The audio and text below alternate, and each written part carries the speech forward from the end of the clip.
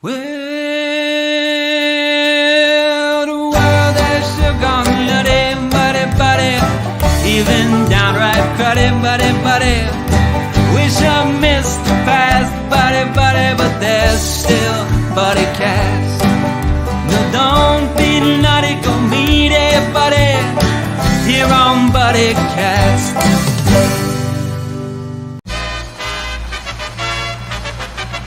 Ladies and gentlemen, please welcome the founder and host of Buddycast, Nick Sorensen.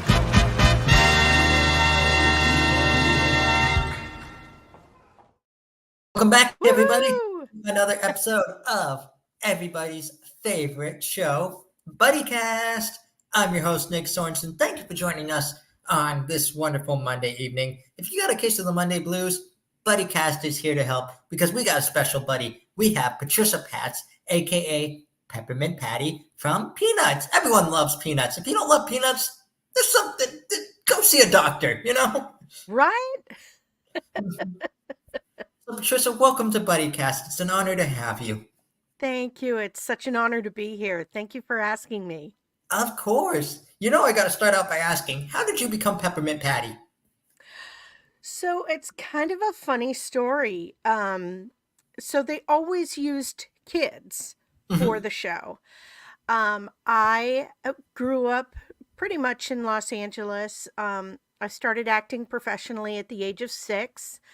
I was on the New Little Rascals with Norman Lear, and did commercials and had done some other things. And I auditioned for the musical Annie, which in 1978 was playing in New York, but it wasn't playing anywhere else. And I went and auditioned and got the title role of Annie. And we were a touring company. So we had gone up to San Francisco for 3 months as part of our tour. And they came to see the show. I think that I always stumble over this part. So Charles Schulz, all of his friends called him Sparky, and he told all of us kids to call him Sparky. So Sparky came to see the show. I think it was opening night. And then the producer, Lee Mendelson, came another night with his family, and they called each other and said, "Hey, I found our next Patty." And the other one was like, "No, I found our next Patty. Don't worry about it. No, I found." And they were fighting back and forth, and they were both fighting over me. Aww. Yeah. That's Nice awesome. to be fought over. Exactly. I was about to say, that's an awesome story of how it's like, no, I found it. No, I definitely found her. And then finally goes, well, who's your person? There's Patricia Patts. Yeah. So that's how I got the role. And then sort of the cherry on the top, there was a series of strips with Peppermint Patty being an ice skater and being in the Olympics or the Junior Olympics. And they had talked numerous times apparently about doing this series of strips as a special. And with me as Peppermint Patty, they decided to finally write it. Ooh. So the special is almost entirely me and Snoopy. Ooh. And and Snoopy doesn't say anything, so it's all me. Sweet. Now, I gotta ask, for our viewers out there who love Peanuts, want to hear your work, give us some of the specials that you're in. So the first one I did was You're the Greatest, Charlie Brown. Then I did She's a Good Skate, Charlie Brown. And then Bon Voyage, Charlie Brown, and Don't Come Back. Which was actually a feature film through Paramount. Wow. Yeah. Nice. Out of those 3, which one did you have the most fun with? Oh, absolutely. She's a Good Skate, Charlie Brown. It was so focused on this character. And there's there's little fun inside jokes. So one of the jokes, uh, Peppermint Patty needs a skating dress and she goes to Marcy. Marcy has a sewing machine. And so she says, "Oh, well, you can sew me a dress." And Marcy's like, "Sir, I don't know how to use the sewing machine." And she's like, "It'll be fine, Marcy." So Marcy makes a horrible mess of it, and Snoopy comes in, and he, pins are flying everywhere and the sewing machine is going, and he fixes the dress. And in the strip, she had said, "Now if you could just do something about my mousy blah hair." And Snoopy goes off camera, comes back in with a big box, and he takes an afro out of the box and shoves it on her head. Well, so for the special, he goes off screen and he comes back in with a big box and he pulls out the Annie wig and puts it on her head because I was Annie. Yeah, so there's fun little things like that that are in that particular show, that is just so special to me. But my co-host on my podcast, Carrie, her favorite is Bon Voyage, Charlie Brown, because at one point I'm yelling to Charlie Brown while we're on the airplane, and I'm going, hey Chuck, if you're nervous, I'm up here. Don't worry about it, Chuck. And my voice cracked while I was in the studio, and they all in the studio, they laughed, and I was like, "Do not use that take. We're doing that again." And they were like, no, that was perfect. We're using that one. So that's Carrie's favorite moment of the shows that I've been in. So, it's really all up to the people that are watching it, and which one that they like best. So Definitely. When you were getting ready to do the voice, when you were ready to, do a screening or, do a recording, what got you into character? You know, it's funny. I think I am so much the character that I really didn't have to do anything. Doing a voiceover is really different from acting in that, when you do a play, you have to memorize an entire show, and maybe there's music and there's dancing and when you're doing a voiceover, they hand you a script and you just read the lines right in front of you. Because we were kids, our director, Bill Melendez, would often read the lines to the kids. And so when we started that first day, he said, "Okay, now you'd have to listen to how he spoke." He was from Mexico City, born and raised, so Spanish was his first language. And then he also has a funny something to his voice. And so he says to me, "Okay, so I just want you to repeat exactly as I say the lines, okay? I just do it exactly as I say it." And I'm like, "Exactly?" And he goes, "Yes, exactly as I say it." And he goes, "Hey, Chuck, how are you?" And I go, "Hey, Chuck, how are you?" And he goes, "Oh, no, without the accent." And I go, I am 11 and I do know how to read." Oh. And so he goes, "Oh, okay, you know how to read." Well, I've been watching the shows for years, and there's a certain lilt that they do. "Hey, Chuck," that you wouldn't do as a normal person, right? And so I knew that lilt.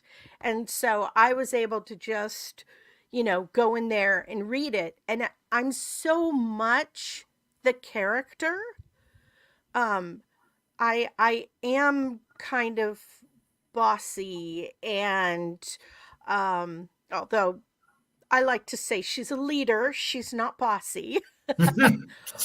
But I, especially as a child, I was just absolutely fearless.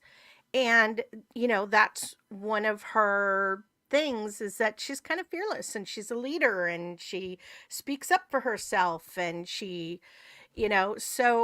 it was so much me that it really wasn't acting. It was, just being me. Mhm. Yeah. Mhm. So what else did you think about Peppermint Patty? You said she's a leader, she's, quote unquote bossy, what else Well, do you think about the it's character? funny because the more that I got on the road and went to Comic Cons and met people and talked about the characters, the more that I sort of figured out about the character. So one of the things that most people agree upon is that Peppermint Patty is probably dyslexic. Hmm. She probably has ADHD. A lot of the problems that she had with schooling um, is a direct result of those two issues that I suffer from as well, and so many people do. Um, so it really, like, and the more that I talked about it and the more that I learned about it, the more I went, wow, really am Peppermint Patty. So Peppermint Patty And it could be like that voice or reason for those people, for those like kids in school who are. I hope so. I Mhm. really do. And it's funny because, I get to talk with some of the other characters, and both of the Charlie Browns that I know are like, yeah, I'm so Charlie Brown. And so I don't know if that was just, a product of what they were looking for, and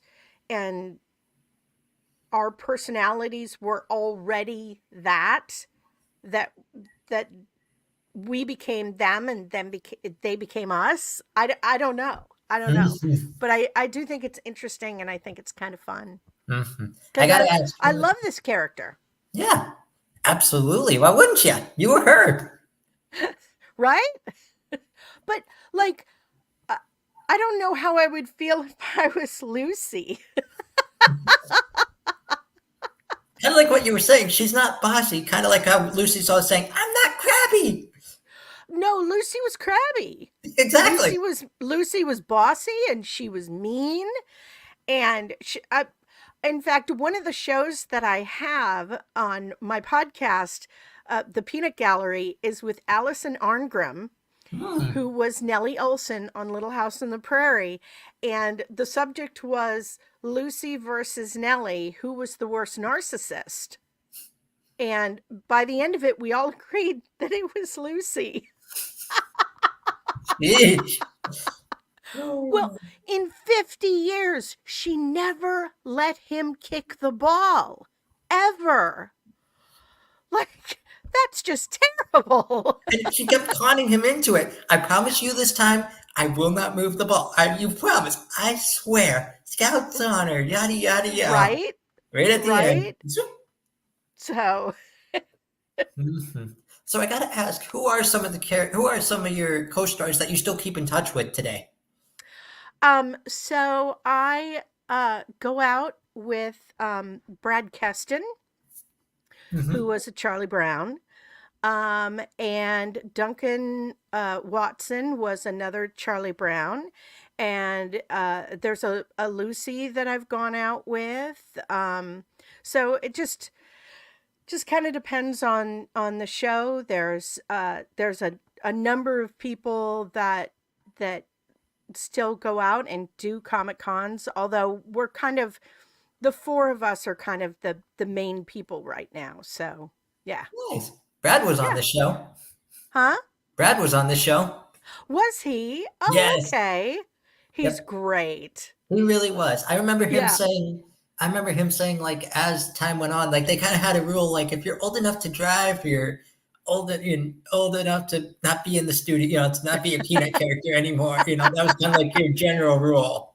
Right, right. And he was in it much longer than I was. I Mhm. was done by like 13. Hmm. So Nice, nice. So you just mentioned Comic Cons. You do Comic Cons. Tell me what those experiences are like for you. I love doing them. First off, I feel like I've met my people. Definitely.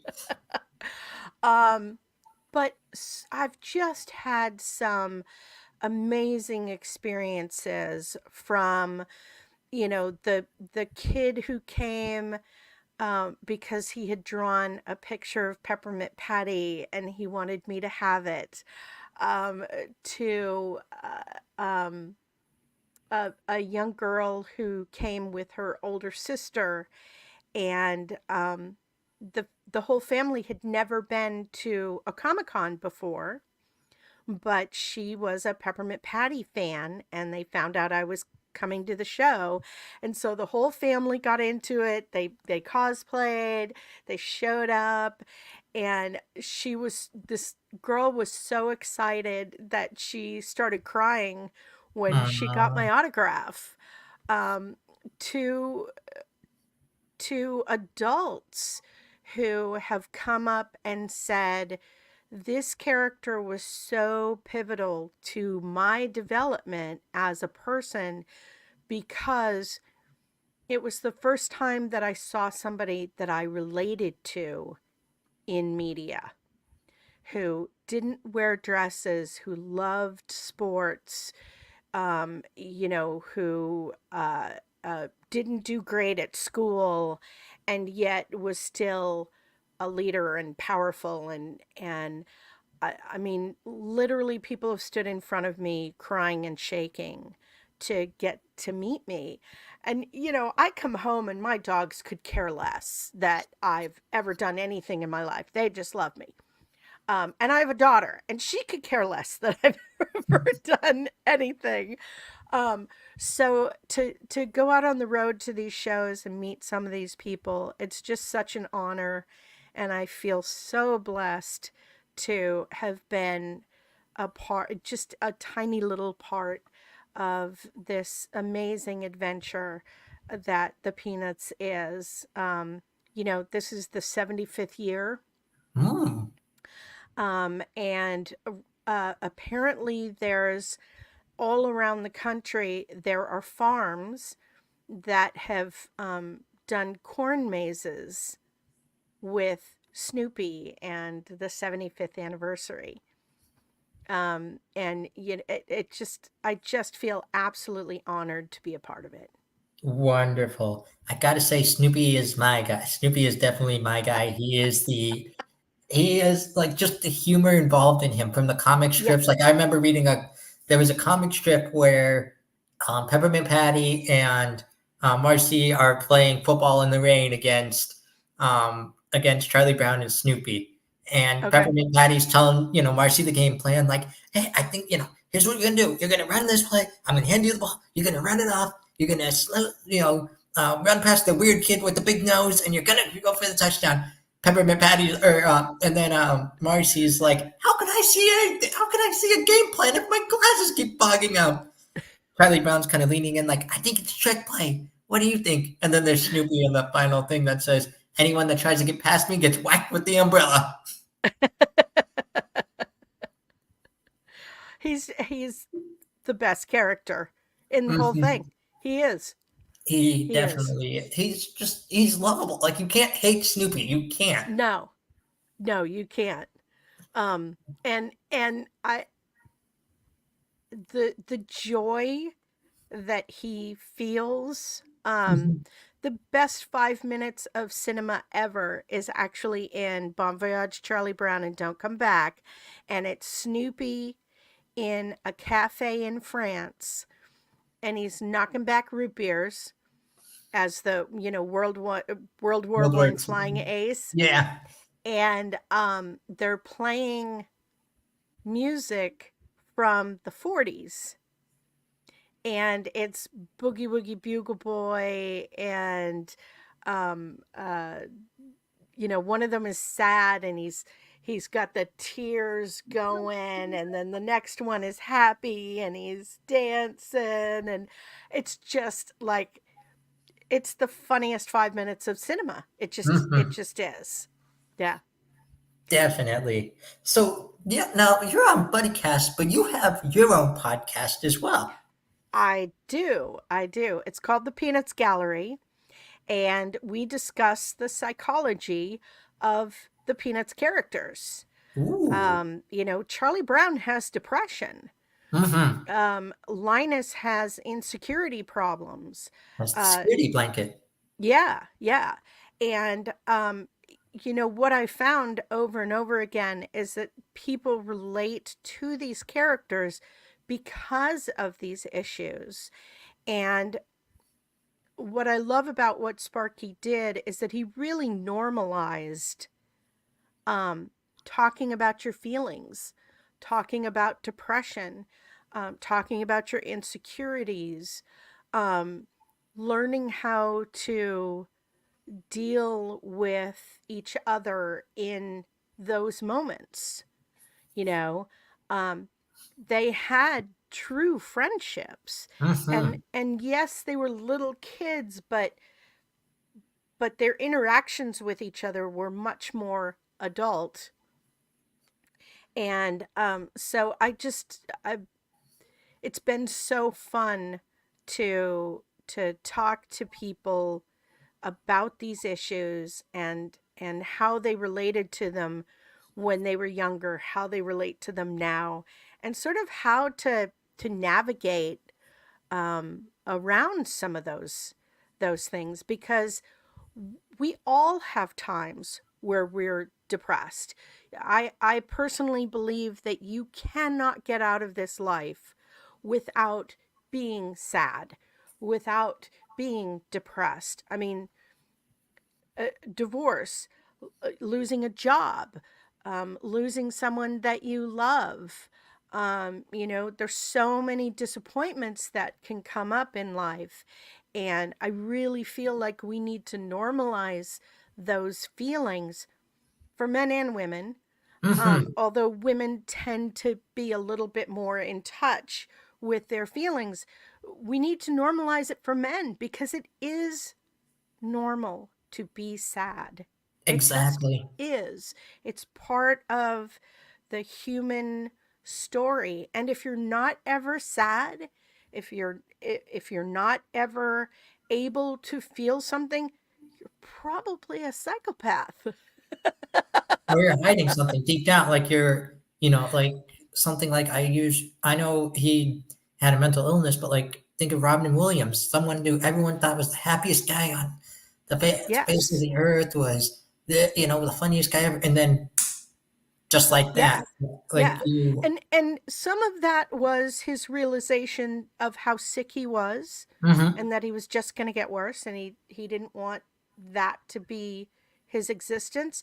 But there's a lot of people who came out later and said, yeah, he was depressed a lot. Hmm. Um I remember. and so you know, I heard recently that that decision, while it formulates for a really long time, it happens in a 6-minute window. Hmm. And if you can get to somebody in that 6-minute window where they finally decide, I'm done, then you can stop it. Hmm. But otherwise, you can't. Yeah. And so a friend recently did that. And I know that there were a lot of people around this person that um, felt like they should have been able to do something. They should have known. And I just don't think it's that simple. Mm. It's such a long drawn out process usually, and then it's that 6-minute window. And if you're lucky enough to be there, great. But if you're not, you can't take on that responsibility of feeling the guilt and, all of that. So, anyway, I just got really, really deep on that, didn't I? We love it when people are real on Buddycast. But that's one reason why I created Buddycast, was to give people a feeling that you're not alone in this world. You're not, you Yeah. know, like if you have if there are plenty of people that have come on this show that their stories started from a really dark time. Um, they were close to homelessness. They were dealing with this, Right. dealing with that. But then someone Yep. took their hand and say, "Come with me, buddy. Come see this. Yeah. Come meet this." And it brought joy back into their life. And now, because of that, here's where they are. Yeah. Yeah. And it can be that simple of somebody saying, "Hey, I'm here. What do you Hmm. need?" Exactly. It's just as Yeah. simple as being a buddy. Yeah. Yeah. And that can make all the difference in the world. Hmm. Yeah. Yeah. So going back to your podcast, give us some notable guests that you've had on the show. Well, I mentioned Allison Arngrim from Little Mhm. House on the Prairie was on it. Ricky Powell, who was a child actor, and was on Bewitched and My Three Sons and a whole bunch of other shows. Um, and he wrote a book called Happiness Rocks, Mm. which I haven't had the chance to read yet, but I need to read it because I think happiness rocks. Um, Michael Colross, who was we grew up just a few houses down the road from each other. He's a musician, and he was also a voice on Phineas and Ferb, which is really exciting because they're doing a reboot of Phineas and Ferb. Ooh. Yeah, yeah. So, just some other people. I've got a whole host of people that are sort of on the books, including Brad Keston, Hmm. to come on the show. So I'm excited about that. Um, it's kind of a new venture for me, but I've just been having so much fun with it. Absolutely. When Brad comes on the show, tell him his buddy Nick says hi. I absolutely will. Now, I always like to ask voice actors who are on the show. I know it's been maybe a while or something, but I always like to ask my voice actors. You think you could give us a little demonstration of Peppermint Patty? Well, I kind of did earlier, but Mhm. I always do something like, uh, "Hey Chuck, how's it going?" Perfect. Or "Snoopy, you sly dog." I would have to say my favorite Peppermint Patty line of all time is whenever she keeps yelling at Marcy, "Please stop calling me sir." Well, and what's funny about that is I see T-shirts that say, "My friends call me sir," and I'm like, "That's not right. She didn't like being called sir. Take that shirt off." Mhm. Well, now all I can think of is like the Easter episode when she's trying to teach Marcy how to color eggs, um, Oh, right. and just the whole like mess she was getting into. Like you have to boil the eggs. Right. What do we Oh, do? she got so mad at her over that. Yeah, and then at the end they finally get eggs. She takes a whole bite out of the thing. Tastes terrible, sir. So, He had some such clever moments in mhm, his strips, and they did such a great job transitioning that to the shows and the way they did them, and how intentional they were in drawing them. um One of the problems apparently that they had was, uh in the comic strip, he could do side views and he could do front views, right? mhm, And they didn't want to lose that feel when they went to animation. And so it took them quite a while, apparently, to get that motion where you didn't see the movement. It was just boom, it was there. Um, so yeah, the book on shells is really interesting to read because you learn a lot about how they did things. Hmm. Another question I wanted to ask you: you talked about your experience with Bill Menendez. What about with Charles Schultz? Did you ever have any experience with him? I did. He was there for several of my days that I was filming. I have some great pictures of us that were taken by Lee Mendelssohn's son, Glenn. Glenn was 19 years old and he happened to have a camera. And so he took pictures, and I'm so grateful that he took those. It's funny because, now we all carry around a camera with Hmm. us. Um, I didn't have a camera growing up. So my brothers and sisters have lots of pictures of them because my grandparents took them. And then we moved to California and we didn't have a camera. And so I have like 3 pictures of me. And so the only like real documentation that I have of my childhood is during the years that I did Annie and Peppermint Patty. So I'm really grateful for those pictures, and I bring one of the pictures of us when I'm at Comic Cons to sign. Ooh, But most of the time, people are just like, "Oh wow, that's him." yeah, definitely. It was. It must have been a treasure meeting him. It must have been like a. It's funny.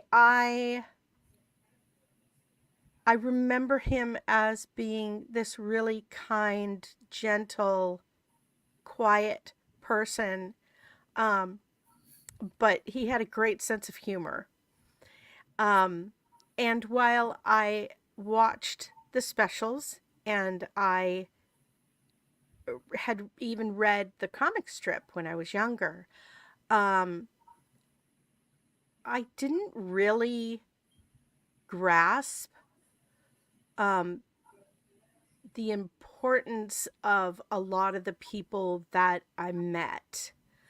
Um, there were certain people that I sort of fangirled over because I was a fan of theirs, but for the most part, um,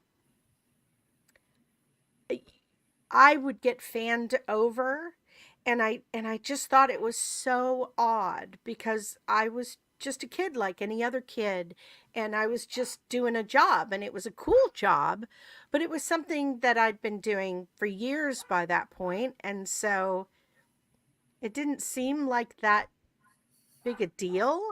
And so I sort of treated everybody like they weren't a big deal. you know, like it was just somebody really cool and neat that I got to hang out with. And I just didn't get the significance of who they were, what I was doing, you know. Compared to like Um today, where you would be like, "That's Charles Schultz." Like, yeah, today I would totally handle that whole thing differently, and I would probably totally embarrass myself if I'm being quite honest about it. oh, um absolutely. but I'd but be I there right just behind you. I was this fearless little girl who thought every adult liked her. Kids didn't like me because I was this fearless little girl.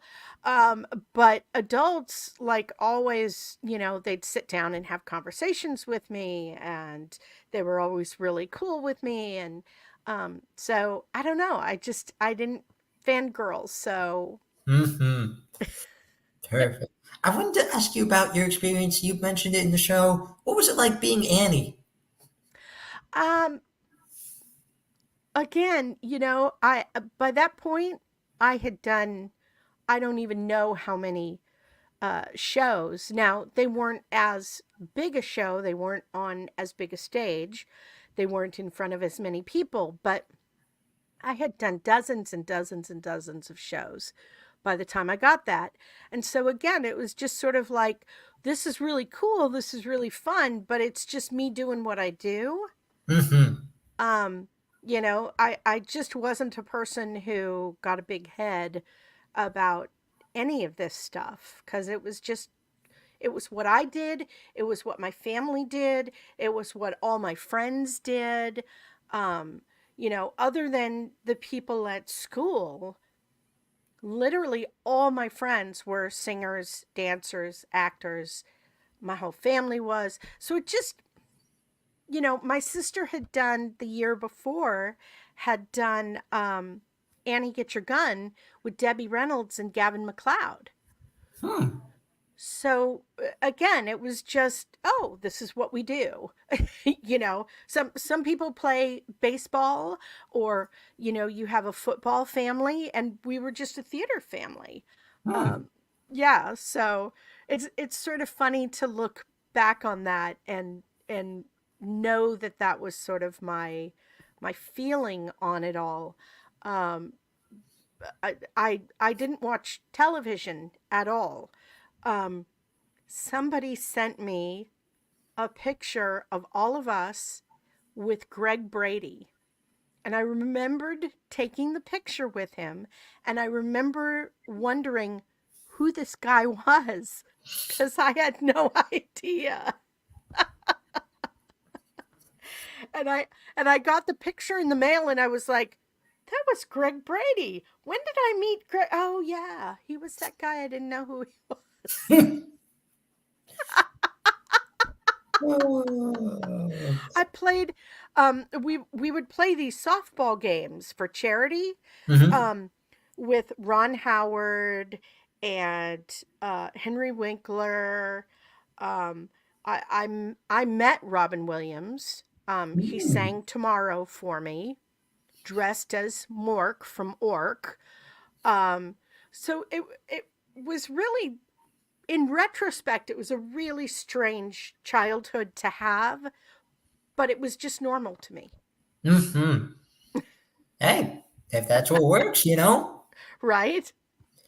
Exactly. So channeling your inner Peppermint Patty, I love asking this to voice actors. Channeling your inner Peppermint Patty, what does Peppermint Patty think of Buddycast? So I think that she would not do any research and would have no idea what it was, but would think it was absolutely awesome because it had the word buddy in it. And like I said, she was such a team leader, that she would have been like, yeah, buddy cast, that's awesome, Meanwhile, without having a Micey's, clue what she was talking about. in the background doing the research. You may want to see this, sir. Oh my gosh, you're so right. Perfect. Hey, speaking of the word buddy, I Yes. got two more questions for you. This one is brought to us by my buddy Jonas Kane at hashtag positivity, who wants to Okay. know, in your own words, what does it mean to be someone's buddy? Wow. So I think that changes as you grow.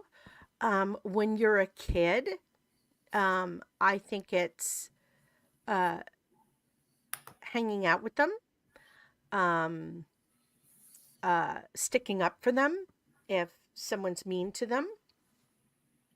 Um, I think as you grow, it becomes much more about encouraging your friends to be everything that they can be and that they want to be. Um, Although, to be fair, sometimes it's also sticking up for them. So I have a story to tell. I Absolutely. I was at the polls and I was holding a sign for somebody. We had an election recently, and this gentleman decided to come up to us and tell us that we shouldn't be there. Mm, That um, this area is very one color. It doesn't even matter what color it was. Mm-hmm. That it's very one color, and we shouldn't be the other color, and that it's a waste of time. And a friend of mine, very dear friend, um, who is very politically savvy and went to college and has a poli-sci major, and she says, well, sir, this area is actually quite purple.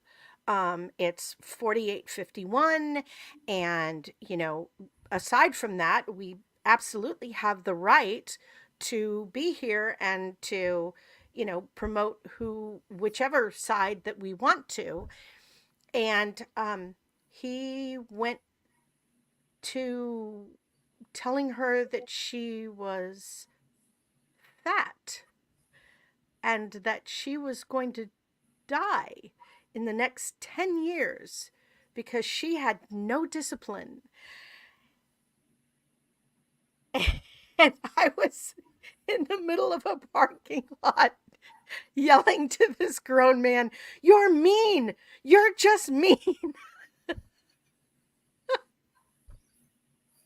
That's the one thing that I don't like about that's why that's one reason Buddycast exists, because it started back in 2020 when A, the pandemic, B, Yeah, politics, yeah, it just seemed like you walked down the street, said hi to the first person that you met, and they maybe greeted you back with a gesture or just unkind word, yeah, something like. yeah, I remember just reading the COVID status for the day, just how many new cases were there? And then I'm like, do I dare even go into the comment section? Like, do I even read things like that? Because, yeah, and this is just my personal view, this is just yeah, my personal view. I truly have seen politics as not a situation of, okay, you have your views, I have my views. Let's agree to agree or disagree if we don't, and just move yeah, on with that life and talk about something we like peanuts.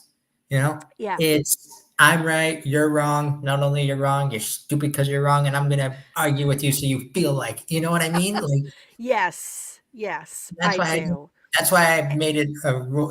Like I don't care what political affiliation you are. I don't care if Yeah, you're XYZ. I don't care if you voted for this character, that character. I don't care if I don't care. You could have a huge sign in your background of saying who your sport. Good for you. Let's talk about something that we like together, like sports or yeah, acting, stuff like that. You yeah. know, And it's funny because I have a lot of conversations with people who don't hold the same political views as I do. And yet, I would say 95% of the time, most of our views are right here in the center, and they're this far away from each other. But there's so many people that want to polarize all of us. Um, and uh and like this man, like he didn't want to listen to reason or truth. He just wanted to throw insults, you know um and and I find that really sad. exactly. I feel like so many people are just always on the edge. You see it when you're out driving, you see it at the grocery store. Um, and, if we had filmed that man and called him out and put it on the internet, um, he probably would have come out and said, you know what, that's not me. Anybody that knows me knows that's not me. I can't believe I did that. Um, because I think for most people, that isn't who they are. Mm-mm. Um, but they get so wrapped up in the negativity and that they like they're just on the edge all the time, and it you just need to go boop and they're Ex- over the edge. Exactly. Yeah. It's just And that, like you said, like you just need to find that common ground, find that like what we both like. Like you and me, we've talked peanuts the entire TV, the entire show. Like we right. love it, Obviously, you love it, I'm a huge fan. Stuff like that. Who needs to talk about like just who you vote for, who you do? You can do that any other day of the week. You can do that And any. I'll tell you, I think voting is so important. I Absolutely. think every single vote counts. Hmm. There was a school board vote in another county nearby where I live, and somebody won that vote by 17 votes. Every vote counts, and I know people feel like it doesn't a lot of times, but it really truly does. And I whatever side you want to vote for, go for it. But show up and do your civic duty and know what the issues are, and vote for the person that you feel represents your views the most. Hmm. Yeah. As comment from the audience says, most people need to learn from peanuts. The world would be a much better place. Amen. Amen. Hi, Alex. Perfect. We've now come to what's called the ultimate Buddycast buddy question. You ready for this Okay. one? Yes. For anyone out there who wants to be a voice actor, who wants to do what you do, Yeah. create this major character, what's your advice to them? So my advice, because I meet so many people that aren't in the centers, um, LA, New York, and Dallas are your three voiceover centers. If you're not living there, um, what I would tell you to do is find a local theater and get involved. Um, and when I say get involved, I mean with everything. Sell tickets, sell concessions, um, direct a show, run lights, run sounds, do costumes, um, and be on stage. Um, and meet the other people that are around you that are excited about doing these kind of jobs. And then from there, get your tribe. And your tribe are those other people who, if what you want to do is be a voiceover actor, find someone who wants to write a script.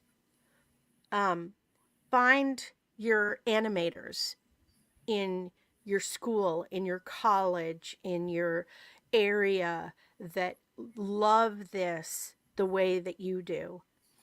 Um, and work together. I mean, computers are amazing. The things that you can do now that you couldn't do 20 years ago. Um, you know, you could do an entire movie on an iPhone. There's actual contests where people put together movies on their iPhone, and they put them into these uh, sort of award shows, these film festivals. If it's what you want to do it. Don't let your lack of where you are stop you from from learning, so that when that opportunity presents itself, you're ready. Perfect. Because there have been plenty of times in my life where an opportunity has presented itself to me and I didn't feel like I was good enough. And so I turned the opportunity down, because it wasn't what my exact vision was, or it wasn't, I just didn't feel like I was talented enough, or whatever the nonsense is that we do in our head. Work to be prepared so when those moments show up, you go, yeah, I can do that. Absolutely. Let's go. But also make those opportunities. Because nobody's going to come to your bedroom and knock on your bedroom door and go, hey, I want to make you a voiceover actor. Come on. You know what I mean? So just be out there all the time, meeting new people, and getting your tribe together to do whatever it is that you want to do, because I guarantee you there's somebody in your area that wants to write a movie, that wants to animate a movie, that is another actor that wants to be a part of that. There's somebody else that's a colorist that wants to color in all the stuff, or they're out there. You just have to find them. So find your tribe / buddies. Yep. Find and make opportunities and get the experience. Yeah. Perfect. Well, buddy, thank you for being a buddy on Buddycast. You're not a guest on this show. You're a buddy. I love that. Thank you for being a I buddy love on that. Buddycast. It was a true pleasure, a true honor. And Thank you, buddy. Of course. Before we close this episode, I got 2 favors. Number 1, stick around for a minute. We'll chat afterwards. Okay. But number 2, and this is the most important. You ready for this? I am. Whatever you do today, tomorrow, next week, next month, even next year, promise me you're going to go out and you're going to go be someone's buddy. Absolutely.